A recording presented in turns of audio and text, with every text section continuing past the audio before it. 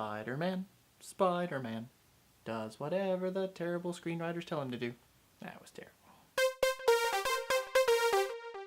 Amazing Spider-Man 2 is, and this is a shocker, the sequel for The Amazing Spider-Man. This is a part of a completely new, different series, and completely different than Sam Raimi's Spider-Man movies that aren't even cold yet, I feel like. So Andrew Garfield is Peter Parker / Spider-Man, and Emma Stone is Gwen Stacy. In the first movie, Spider-Man was pitted against this big CGI lizard that looked more fake than anything in Jurassic Park, and this time he's going up against Dr. Manhattan, I mean Electro. But seriously, it kind of looks like Zack Snyder's CGI leftovers. No, I'm not going to talk about the Tobey Maguire movies. This is a completely different series, despite the fact that the first movie was pretty much the exact same story. Now, I was not a big fan of the first movie. I mean, I like Andrew Garfield, but boy could I not stand his Spider-Man. Fortunately, in this movie, he keeps his mask on, and his Spider-Man is much more wisecracking and generally awesome. The best parts of this movie are pretty much any time Spider-Man is on screen. The problem is literally everything else. I mean, there is no middle ground in this movie. There are great things, and there are terrible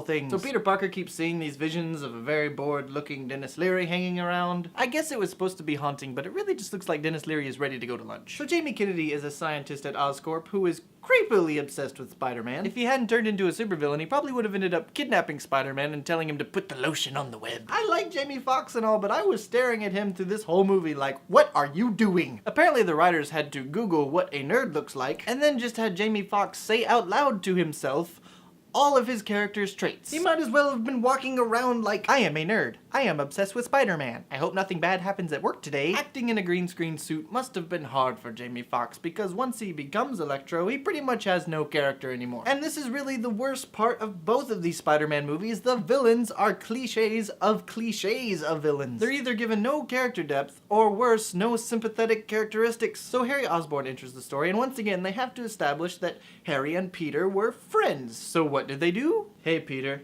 Hey Harry. We were friends when we were young. We sure were. Cool.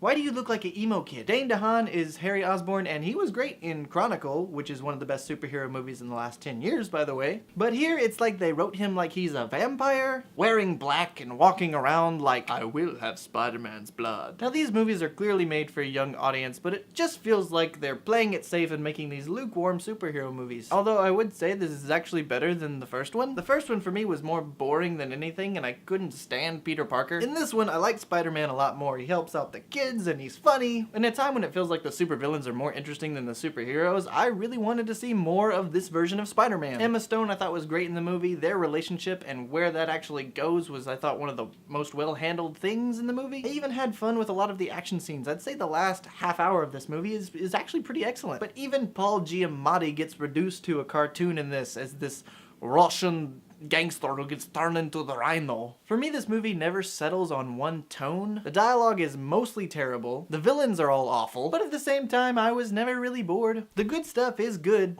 and the bad stuff is almost so bad it's enjoyable. It's kind of like Batman Forever. I can't watch Batman and Robin because pain, but I can watch Batman Forever. I give this movie a C-. If you lower your expectations, it can be fun. But as for me, I'll probably just watch Batman Forever again.